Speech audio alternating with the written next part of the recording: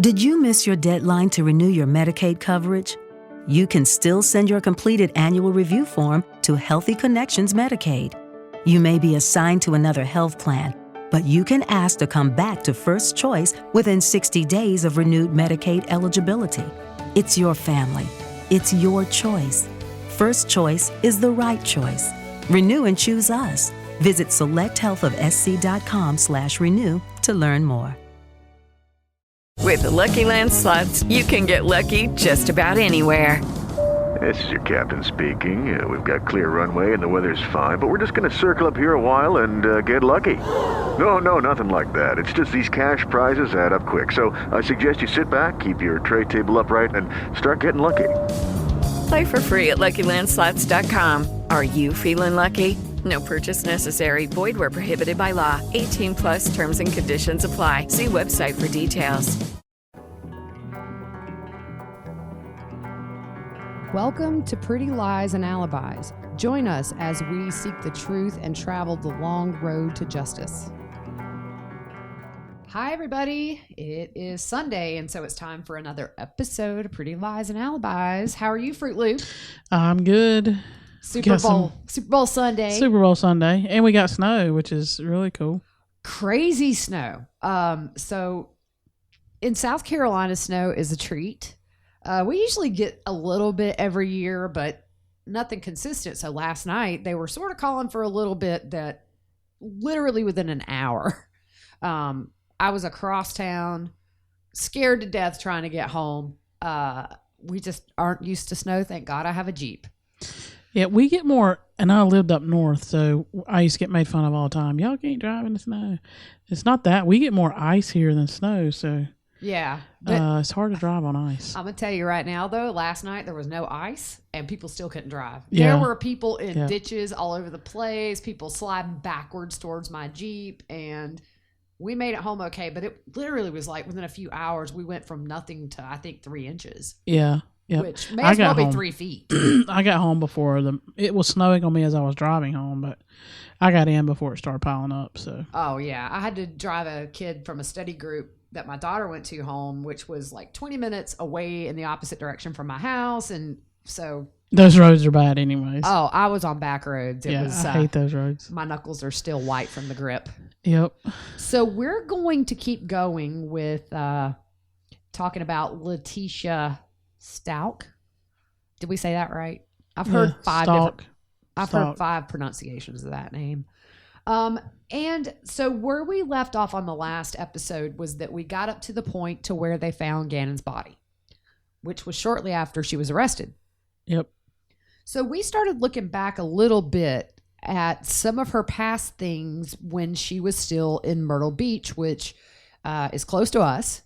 And so Horry County is the county that Myrtle Beach is in. So when we say Horry County, that's the school district that she was working in at the time. And she was released from her contract, which I'm going to put this out there. South Carolina's education system is not of the highest standard. We are one of the last in the country for everything, although we have amazing teachers in South Carolina. We've both worked in education, but we have both seen where sometimes the higher ups don't necessarily do what's best.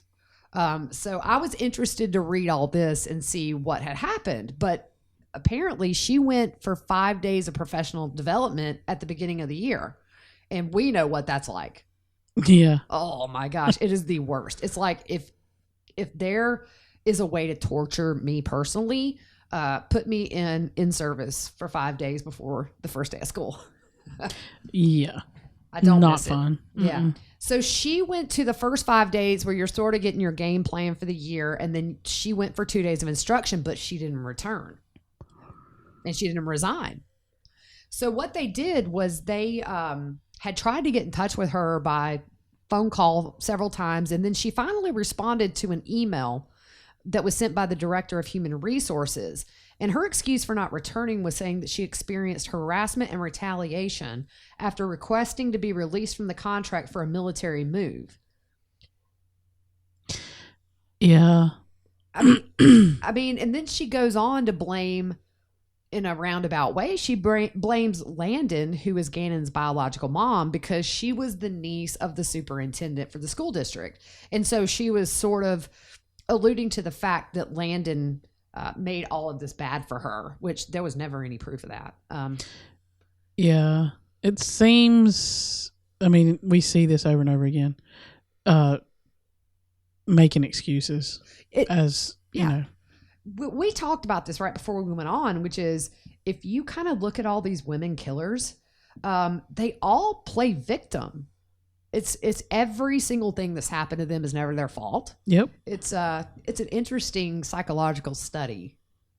If somebody were to see how many women that have murdered just play the blame game, narcissistic projection, you know what I mean? Yeah.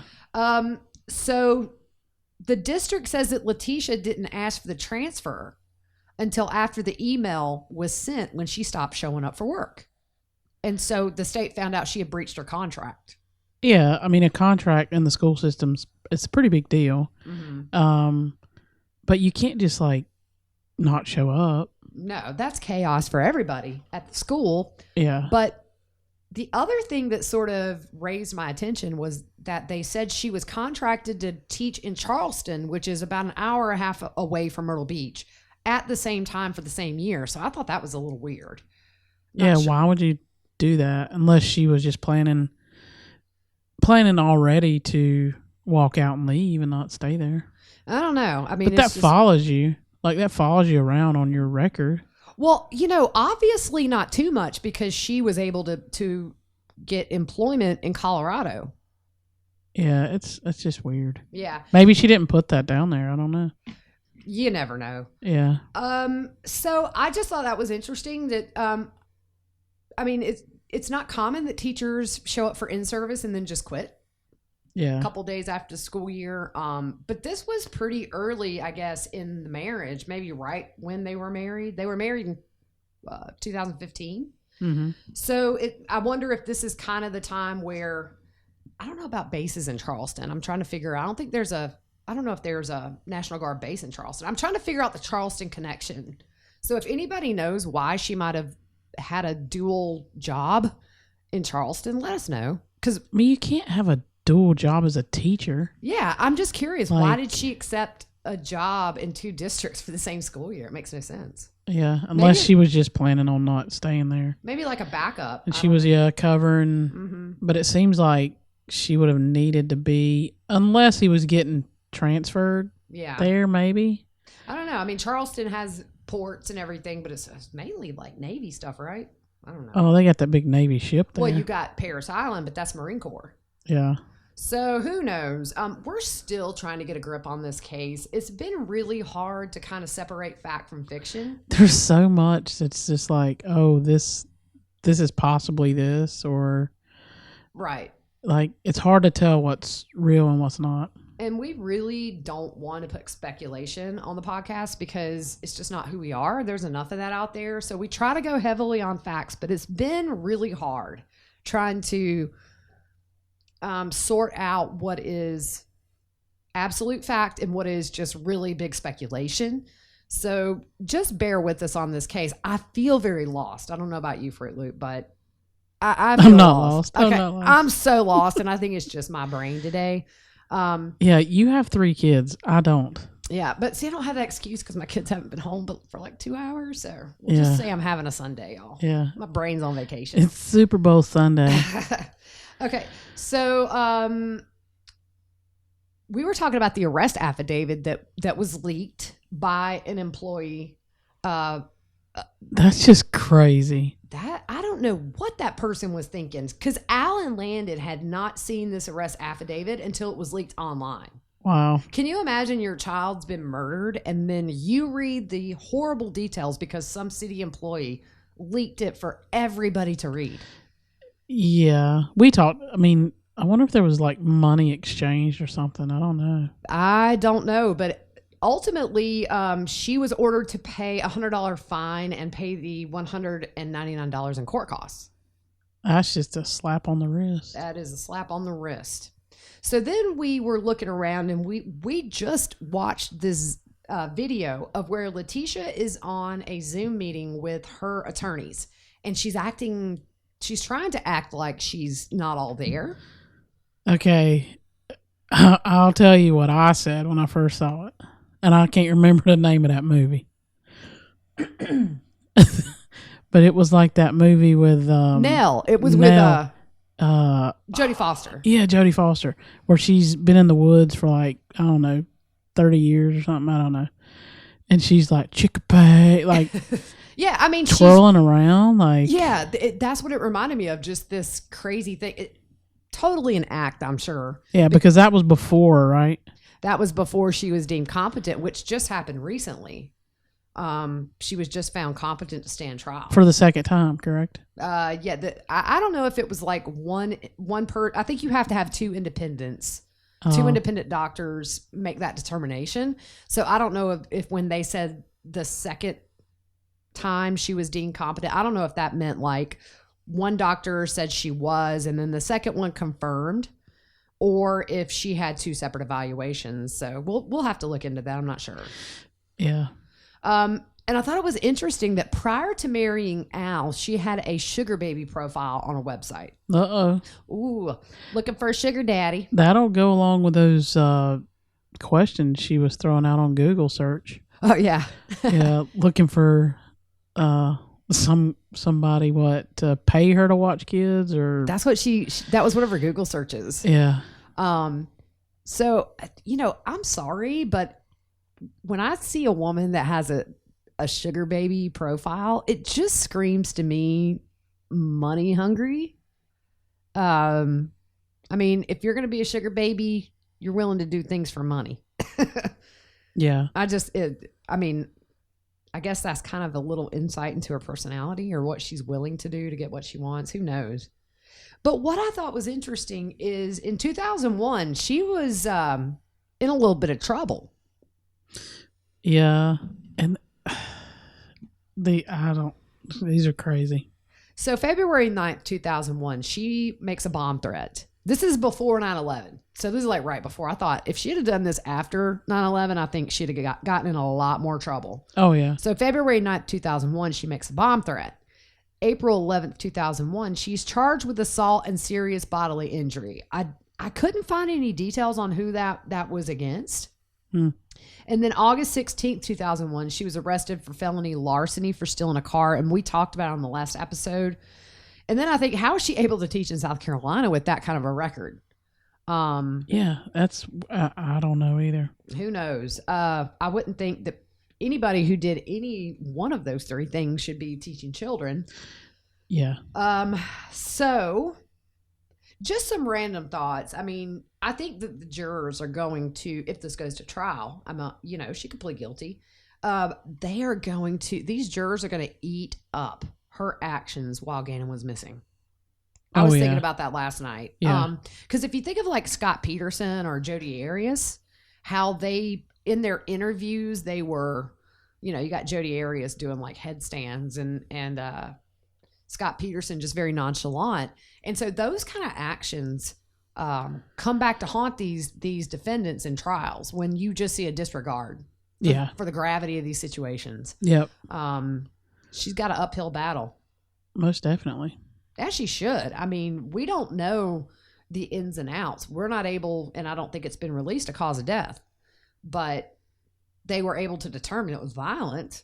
They're saying it could have been a blunt object, could have been a sharp object, could have been a gunshot. And we don't know, as far as we know right now, I don't think they've released exactly how they think he died. Nope. So, couple of other things I found today. In the early days of jail, she told other inmates she was being set up, which probably is about 98% of the prison population. Yeah. They're set up and they're innocent. Yes. And she talked to reporters from jail, which is disastrous for any defendant.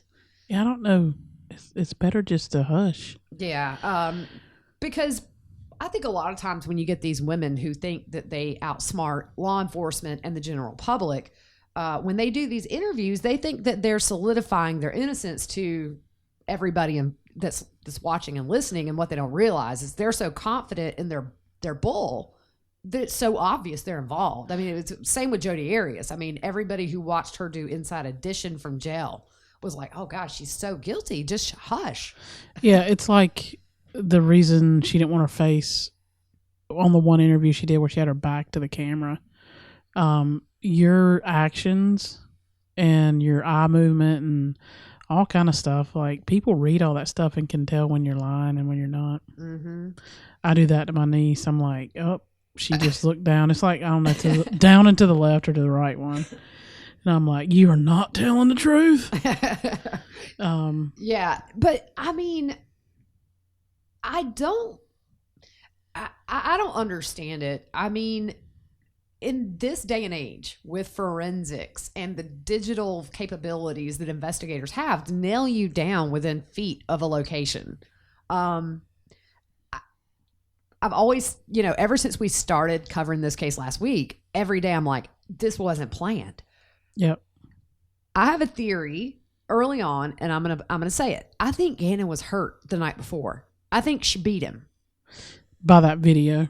And yeah, because when I listened to that video of Gannon talking about when she's asking him, did you mean to spill a candle? We're going to have to move. You're going to get us kicked out. It was just so hard to listen to as she's gaslighting this kid. He sounded like he was in pain to me. That's not just like a cry. It sounded like he was just more than upset. So I think kind of my theory is maybe things got out of hand Sunday night and she hurt him enough to where she knew there would be repercussions legally. And I just don't think Gannon came home with her that day as much as I've thought about it. I think that she left and did what she did to him. And I don't think he ever came back home. I think that blood was in there from Sunday night. That's my opinion. I don't know, but putting it out there. Could be. So we were talking about her internet search history a little bit on the last episode. I think the one thing that we can determine is she was not happily married. No, and it kind of all comes together. You see just all the pieces fitting together of she's not happy. She's keeping the kids, and the kids aren't hers. Right. So it's, you can see the pieces all coming. And there were rumors about infidelity. Yep. So if in her mind she knows that there is something going on, she's going to be resentful to Al and the kids, probably just by default. It kind of gets pushed onto the kids too, that resentment of he's out of town. I'm watching these kids who she doesn't love. Clearly she didn't love the kids.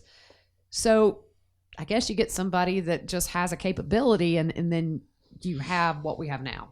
Yeah. Yep. But she was already researching moving before Gannon was murdered. So that goes to show you like the extremes that she was unhappy.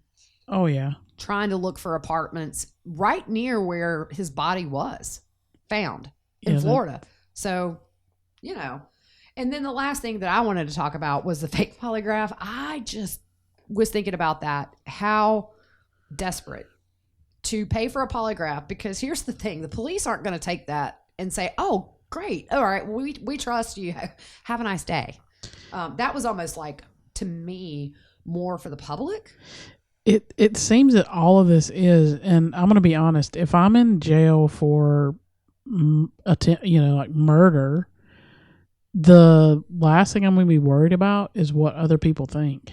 Right. But she had posted so much on social media before she was arrested, and posted the video of where we hear Gannon crying, posted the video of Gannon waving to the camera, and everybody jumped on her and said, look, that is not cool. And she says, well, maybe he's waving hello instead of goodbye. So she really, kind of asked for all of the online abuse. I mean, people online today are ruthless. I'm sorry. Yeah. The online community as a whole, it's like a wasteland. It's just fight to the death. Yep. But that's what happens when you're under suspicion and you start Facebook posting in an attempt, in my opinion, to get the kind of the suspicion off of you. All she did was just confirm what everybody thought. Yeah. And we all want to look out for kids. Kids, like when you kill a child, everybody's up in arms about it, and I'm glad. That's how it should be. Right. So people just want justice for these kids who are being murdered. And here again, we look, just divorce him. Right. Leave him. Exactly. And the one thing that Letitia didn't know is that the online web sleuthing groups, the people that follow trials 24/7 all year long, these people are so amazing at being able to read people. And so what I find is when there are missing kids and I go onto certain websites and see what they're saying, because usually they're almost like professionals at identifying what's not true and what's bull. Yeah. And she didn't understand. I think maybe she thought in the back of her mind she'd go on there and be the, oh my gosh, I'm so worried. Poor stepmom, we're here for you. And it wasn't that. Yep. So it's almost like she tried harder to convince people and it just backfired. Mm-hmm. So that was kind of all I had for today. And you were going to talk about a letter. Yeah. So Letitia wrote a letter to the judge, and this is in August. So she was arrested, March? Yeah. So this is in August. She writes a letter to the judge and claims a lot of different things, that,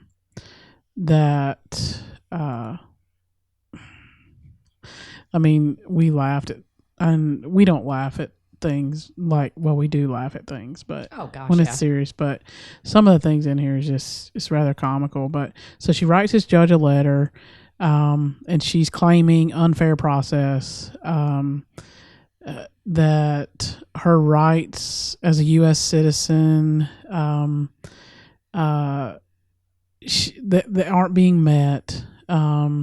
She claims she has expressed these concerns with her defense team, and they don't do anything. They hadn't told the judge about it. She says it's been 5 months and that she's only met with her defense team once, and that was in March. So, and she puts in here, I understand COVID, et cetera, et cetera. I'm telling you, these people think they're Lone Rangers. Like, everybody's going through the same thing. Right, yeah. She says she shouldn't be held unconstitutionally, denied access to her attorneys. She also says she's being abused, but that abuse is during transport. But during transport, because of her attack of the officer when she was being transported back to Colorado, when she leaves her cell, she is handcuffed and chained. I mean, it's horrible that an accused murderer is shackled and handcuffed in jail. Well, you should have thought about that. Right, yeah. So she's claiming her wrists are injured, et cetera, or whatever. She says she has no way to review videos or read reports that have to do with her case. She's claiming that she's not an active participant in her case. So I guess she's saying because of COVID, they're not allowed in certain areas, so she can't review things and all. She says, and here we go. I was like, oh, here we go. She claims the jail is listening to her conversations with her attorneys, that she knows because she's made some statements and the jail has acted upon what she said. So anyways, where have we heard that? But, she claims she has no way to write anything down. She's always handcuffed. So she can't write because she's always chained. It might not just, want to give somebody who attacked an officer a sharp pencil. Exactly. Call me crazy, but. Exactly. She says that she will prove she's innocent. She does have a PI, is what she claims. She has a PI who will prove she's innocent.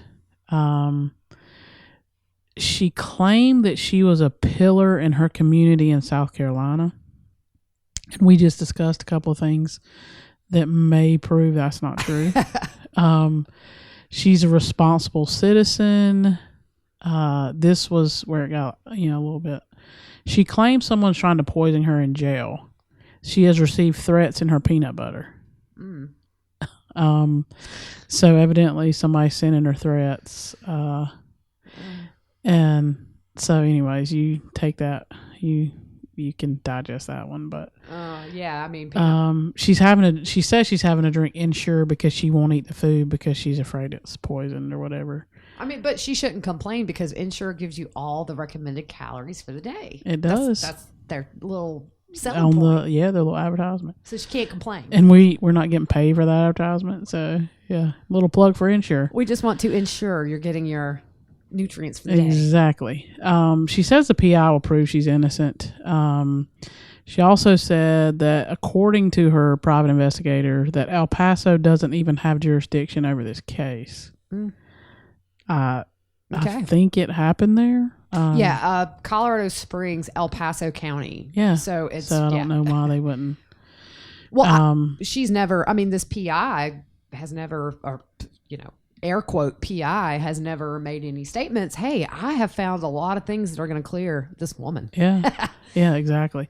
So she goes on to give this patriotic spiel about the flag and gives a history lesson about 1777, and that was like half a paragraph. She really tries to butter up the judge because she says that he would hold up the integrity of the court and just kind of butter him up to listen to what she's saying. Where have we seen that? So she claims that her attorneys have refused to let the judge know about what's going on in jail. Yeah. And maybe it's just that her attorneys, in this case, unlike some others we covered, don't want to take frivolous arguments into court. Yeah. Don't want to look bad in front of the judge. Right, yeah. But you said you just read that, is she seeking another attorney or something? Well, I just did read that maybe a few weeks ago she might have filed something. I didn't look at it hard. Yeah. But I mean, it seems like she's going to be one of those that says I need a new attorney. Which all that is, I mean, it might not be her intention. It's going to delay things even more. That preliminary is next month. Yeah. So if she's granted new attorneys, then you're not going to get that preliminary next month. Yeah. So it could just be her way of stalling that because she's going to look really bad. They're going to put things out that aren't known right now. Yep. So, just she has another month of trying to convince the public that her PI is going to clear her when this probable cause hearing is going to, it's not that it's even believable, but it's going to solidify that she's screwed. Yep. So she claims she's innocent and she's ready to return home and use her doctorate degree. Okay. In closing, she says she wants to put this past her, to forgive those who persecuted her, continue to be a soldier for Christ, repair her mental state, and most importantly, grieve. And then she throws in some scripture about Paul being in chains, etc., etc. And she asked the judge if there would be a way that he could let her know that that the letter, that he received the letter. So that was it in closing. I don't know. It's amazing the similarities between her and Lori Vallow in a way. But it's also the similarities with Jodi Arias. There's a common theme with women killers. Sure. And I think, men, it's not like you really see the whole I'm a victim. It's just sort of lies most of the time covering up affairs like Chris Watts. And, you had all these like Scott Peterson. It's a lot of the big cases with men I remember kind of revolved around affairs. But with women, it's just I see this victim mentality. I just, when you have to do things in the dark, like it's not good, right? Like it's shady. Yeah. But those things always come to light. Yeah. And people that are guilty get caught. It amazes me that people these days think for a second that they're going to get away with murder. It's just, but I do think that this case, I don't think she planned this for a week. I think something got out of hand and she was really terrible at lying and covering it up. Yeah. Thank goodness, because had they not found Gannon's body, they probably would have had enough for an arrest anyway. I mean, it happens. It's always better to have a body, but yeah. It seems like what they've got against her is really super solid. You said they found blood on her shoe. Yeah, I was reading that in the affidavit. Yeah. In her 8.5 size Nike. We were in the same shoe size. They found blood on the outside of the shoe, and then found they had DNA inside the shoe that said it was her shoe. So yeah. Well, we're just still getting a grip on this case, and you guys, if you've listened with Lori Vallow, Chad Daybell, we definitely started that one when this all came to the news. So we're just playing catch up, and like I say, it's really hard to kind of scroll back through news articles and interviews and everything else. But there's a lot. There's so much, and then like we said earlier, rumor from fact. Just we're trying to reach out to people we know that have followed the case a lot longer, just to clarify, because we don't want to be putting false stuff out here, especially because you guys know the case and we don't. So it's like you're gonna be and listening, you will let us know, and you guys are gonna be listening and saying they don't know what they're talking about. They don't know nothing. So, but the thing with this case, as with Vallow, is that we've already kind of gotten the facts already, at this point. And so I think the biggest part's going to be next month, the preliminary. But I think maybe in the next few weeks we're going to add on that rodent murder in Ohio, because there are some hearings coming up throughout this year. But it's almost like with this case, everything was it just seemed so open and shut with her guilt that, I mean, there's just not a lot that's been released past what we've already talked about. Yeah, and there's a ton of rumors. Yeah, about who was involved or whatever, but we've already found a couple that we were like, whoa, that's big information, and then 5 minutes later we find out it was totally just threw out there with no proof. Yeah. So for us, if there's something about this case that you want us to look into more, on a more deep level, let us know on Twitter, Instagram, Facebook, wherever. Yeah. Just because there are things about this case we don't know. And if you guys know an area that would be super interesting for us to look into, we would love for you guys to let us know. Yep. And I think on the next ones, we're going to start doing like little mini news sessions, kind of like hot topics, where we're going to take some smaller cases that maybe don't have the publicity that the ones we've covered had, but just to kind of break up these shows to where there's a little bit more content above what the bulk of what we're talking about. Yep. So we're just switching things up. We're testing things. We've been with you guys since June of last year, but we're still, just revamping as we go. So let us know what you guys want, because we're here to please. Yep. We love y'all. So who are you picking in the Super Bowl? I want to see Kansas City get it. I'm just not a Tom Brady fan. He's had his time. I like Tom Brady though. He went to a team who hadn't won. Yeah. And they're now in the Super Bowl. So I'm good with either or. As long as New England wasn't there, I was good with it. Sorry, New England people. Yeah, I just like Mahomes. He's such a solid athlete. But he was injured. He had a concussion. So yeah, we'll see. Surely he's recovered and good to go. But I like both. So yeah, either one, I really don't care. Yeah, I just want to eat. I'm not a big NFL person. I am a huge Clemson Tigers fan. I was raised on the Tigers. My grandpa and I watched every game together until he died, which he chose to die the day before we won the national championship since the 80s. He checked out at the worst time ever. But I followed Clemson, and that's about it. I don't really care about the NFL, but I do like watching Mahomes. He's just and Joe Burrow. He's amazing. You are just wanting to watch the halftime shows. All it is. Shoot, now I don't and even the know commercials. The commercials are always great, but I don't even know who's performing this year at halftime. I don't either. But the Clydesdales are not performing. I mean, they're not having a commercial in the Super Bowl this year. Yeah, I think they ended up and gave that money to COVID relief or something like that. Which is, that's cool. Yeah. That's cool. I just miss it because they're always so good. They are. They always have the best commercials. But, well, guys, we will see you on Wednesday unless there is more to come out. I'm still waiting on some charges for Tammy Daybell. Yep. I think sooner than later. So if anything progresses in that case, we'll hop on. Turn your East Idaho News alerts on. Oh, yeah. Apparently, I know everything happening in that city. Yeah, couldn't they have tell a you lot of stuff. Yeah, I couldn't tell you what's happening here. But I get their alerts for anything having to do with the case. So, yep. Anytime I see East Idaho News, I'm hopeful that it's maybe something with the case, and it's like, there's an elk herd on. I heard an elk on the highway. Yeah, those are large though. Oh no, elk herds, they're huge. Do you remember when the elk was running around my neighborhood and Yep. like I took a picture and found out way later that those things can tear you up with their horns? Oh yeah. So I'm doing a selfie with this big wild elk and somebody was like, yeah, you know how close you were to like getting maimed. Yeah. They don't play. All right, guys. Well, we're going to jump off because we will sit here and do stupid conversations about random things for 30 more minutes. Yeah, that'd be a good show. Random thoughts. Oh, God. Yeah. No, that'd be dangerous. We can't let people into our private conversations. Yeah, They that'd be would so bad. judge us. Yeah. All right, guys. Well, All you right. have a good Sunday night, and we will see you Wednesday. Go Bucks. Did you miss your deadline to renew your Medicaid coverage? You can still send your completed annual review form to Healthy Connections Medicaid. You may be assigned to another health plan, but you can ask to come back to First Choice within 60 days of renewed Medicaid eligibility. It's your family. It's your choice.